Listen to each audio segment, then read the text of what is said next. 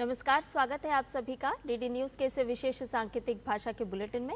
आपके साथ मैं हूं संध्या शर्मा और मेरे साथ है मेरे सहयोगी शरद मुद्गल। आइए बुलेटिन की शुरुआत करते हैं हेडलाइंस के साथ। जापान की प्रधानमंत्री सनाए ताकाची आज पीएम मोदी से करेंगी मुलाकात। भारत जापान वार्षिक शिखर सम्मेलन में आपसी सहयोग के सभी पहलुओं पर होगी चर्चा।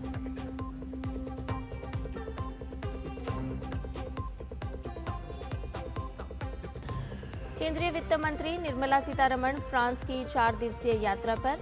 भारत फ्रांस आर्थिक एवं वित्तीय डायलॉग की करेंगी सह अध्यक्षता। उद्योग जगत के प्रमुख प्रतिनिधियों से भी करेंगी बातचीत।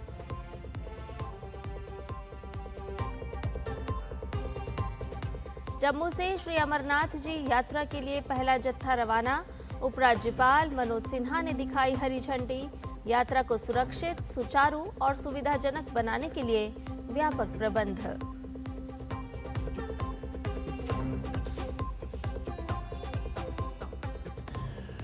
अमेरिका और ईरान की कतर में वार्ता। ट्रंप ने किया प्रगति का दावा। कहा सही दिशा में चल रही है ईरान का परमाणु कार्यक्रम समाप्त करने की प्रक्रिया।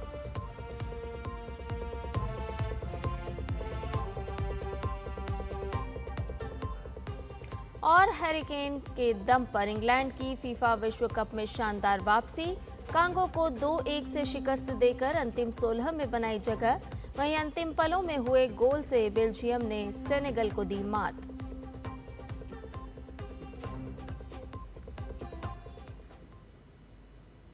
और अब सभी खबरें विस्तार के साथ।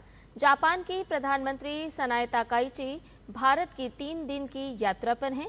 वो आज प्रधानमंत्री नरेंद्र मोदी के साथ 16वें भारत जापान वार्षिक शिखर सम्मेलन में भाग लेंगी। ये शिखर सम्मेलन दोनों पक्षों को द्विपक्षीय सहयोग के सभी पहलुओं की समीक्षा और सुदृढ़ीकरण के साथ साथ पारस्परिक हित के क्षेत्रीय और वैश्विक मुद्दों पर विचारों का आदान प्रदान करने का अवसर प्रदान करेगा। प्रधानमंत्री मोदी और जापान प्रधानमंत्री के बीच वार्ता के बाद कई समझौता ज्ञापनों पर हस्ताक्षर होने की उम्मीद है। इससे पहले कल शाम नई दिल्ली पहुंचने पर प्रधानमंत्री ताकाची का स्वागत राज्य मंत्री डॉक्टर जितेंद्र सिंह ने किया। प्रधानमंत्री ताकाची की ये भारत की पहली आधिकारिक यात्रा है। विदेश मंत्रालय ने कहा है कि ये यात्रा भारत और जापान के बीच विशेष कार्यनीतिक और वैश्विक साझेदारी को आगे बढ़ाने की दिशा में एक महत्वपूर्ण कदम है। आपको बता दें कि जापान एकमात्र ऐसा देश है जिसके साथ भारत का पूर्वोत्तर के विकास के लिए एक समर्पित संस्थागत तंत्र है, जिसे Bharat Japan act east forum के रूप में जाना जाता है। जापान की प्रधानमंत्री सनाए ताकाची की भारत यात्रा पर प्रधानमंत्री नरेंद्र मोदी ने सोशल मीडिया प्लेटफॉर्म एक्स पर लिखा, प्रधानमंत्री सनाए ताकाची, भारत में आपका स्वागत है। भारत की आपकी पहली यात्रा का हम दिल से स्वागत करते हैं। जापान भारत की विशेष रणनीतिक और वैश्विक साझेदारी को और मजबूत करने के लिए कई क्षेत्रों में विचारों के आदान प्रदान को लेकर मैं उत्सुक हूँ। दोनों देश इंडो पैसिफिक क्षेत्र और उससे बाहर शांति, स्थिरता और समृद्धि में योगदान देने के लिए सहयोग जारी रखेंगे। केंद्रीय वित्त एवं कॉरपोरेट कार्य मंत्री निर्मला सीतारमण फ्रांस की 4 दिवसीय आधिकारिक यात्रा पर हैं। पेरिस पहुंचने पर फ्रांस में भारतीय राजदूत संजीव सिंगला ने उनका स्वागत किया। इस यात्रा का मुख्य उद्देश्य भारत फ्रांस रणनीतिक साझेदारी, आर्थिक सहयोग और निवेश को बढ़ावा देना है। वित्त मंत्री ने एक्स-एन प्रोविंस में अपने फ्रांसीसी समकक्ष रोलैंड लेस्क्योर के साथ भारत फ्रांस आर्थिक और वित्तीय संवाद की अध्यक्षता करेंगी। इसके साथ ही वो प्रमुख वैश्विक कंपनियों के मुख्य कार्यकारी अधिकारियों और निवेशकों से मुलाकात करेंगी। वित्त मंत्री यूरोप के प्रमुख वार्षिक आर्थिक मंच ले रेंक्रोंत्रे इकोनॉमिक्स डी एक्स-एन प्रोविंस में भाग लेंगी और नए मध्यम वर्ग के विकास को कैसे बढ़ावा दें, इस विषय पर आयोजित पैनल चर्चा को संबोधित करेंगी। विदेश सचिव विक्रम मिस्री का कार्यकाल तय समय से 1 साल आगे बढ़ा दिया गया है। ये जानकारी बुधवार को दी गई। कैबिनेट की नियुक्ति समिति ने 1989 बैच के आईएफएस अधिकारी विक्रम मिस्री के कार्यकाल को 1 साल के लिए बढ़ाने को मंजूरी दे दी है। उनका मौजूदा कार्यकाल 14 जुलाई 2026 को खत्म होना था, लेकिन अब वो अगले आदेश तक इस पद पर बने रहेंगे। Ministry of personal, public grievances and pensions के तहत department of personal and training की ओर से जारी यह ऑर्डर फंडामेंटल रूल 56D के प्रोविजंस को लागू करता है। सूत्रों के अनुसार ये कार्यकाल बढ़ाने का फैसला सरकार के मिस्री के नेतृत्व पर भरोसे और भारत की विदेश नीति में निरंतरता बनाए रखने की जरूरत को देखते हुए लिया गया है। अयोध्या के राम मंदिर दान प्रकरण की जांच जैसे जैसे आगे बढ़ रही है, नए नए खुलासे हो रहे हैं। अब इस मामले में बहुत बड़ा पर्दाफाश हुआ है। जानकारी के अनुसार कई आरोपियों के पास से बड़ी रकम और कीमती सामान बरामद हुआ है।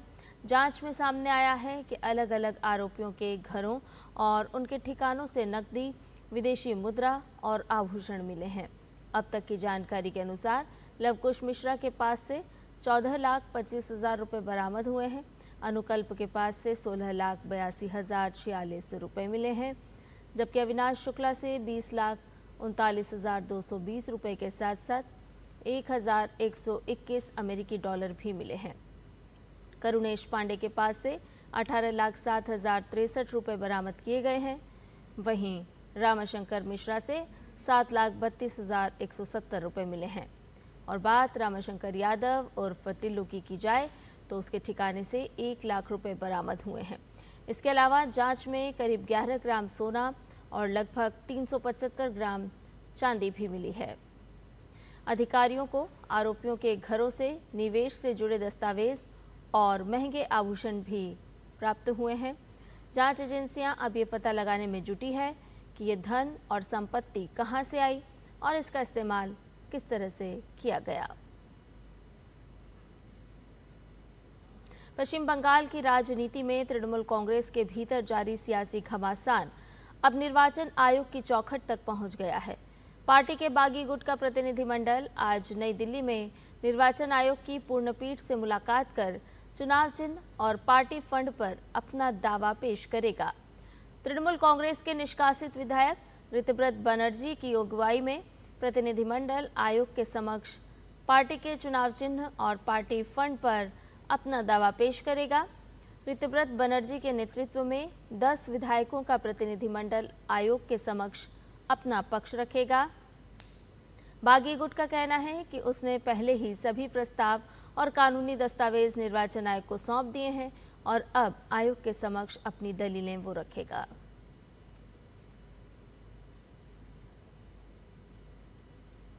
जम्मू कश्मीर के उपराज्यपाल मनोज सिन्हा ने आज सुबह श्री अमरनाथ जी यात्रा 2026 के श्रद्धालुओं के पहले जत्थे को रवाना किया। तीर्थयात्रियों का पहला जत्था भगवती नगर आधार शिविर से रवाना हुआ। 57 दिन की यात्रा पारंपरिक नुनवान पहलगाम मार्ग और गांदरबल जिले के बालताल मार्ग से होने जा रही है।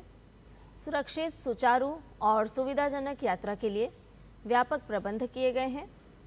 केवल जम्मू श्रीनगर राष्ट्रीय राजमार्ग 44 से यात्रा की अनुमति दी गई है। धार रोड और मुगल रोड जैसे अन्य वैकल्पिक मार्गों से यात्रा की अनुमति नहीं होगी। फीफा विश्व कप में इंग्लैंड ने हार के मुहाने से शानदार वापसी करते हुए डीआर कांगो को 2-1 से हराकर अंतिम 16 में अपनी जगह पक्की कर ली है। कप्तान हैरी केन ने मैच के अंतिम क्षणों में 2 महत्वपूर्ण गोल दागकर अपनी टीम को विश्व कप इतिहास की सबसे बड़ी शर्मनाक हारों में से एक से बचा लिया। इस जीत के साथ इंग्लैंड ने अंतिम 16 में प्रवेश कर लिया है, जहां उसका सामना सहमेजबान मैक्सिको सिटी से होगा। फीफा विश्व कप में बेल्जियम ने शानदार वापसी करते हुए प्री क्वार्टर फाइनल में स्थान बना लिया है। राउंड ऑफ 32 के मुकाबले में बेल्जियम ने सेनेगल के खिलाफ 2 गोल से पिछड़ने के 3-2 की रोमांचक जीत हासिल की। इस जीत के साथ बेल्जियम ने अंतिम 16 में जगह बना ली है। और इसके साथ ही हमारे इस विशेष सांकेतिक भाषा के बुलेटिन में फिलहाल के लिए इतना ही। मुझे और मेरे सहयोगी शरद मुदगल को दीजिए इजाजत। नमस्कार।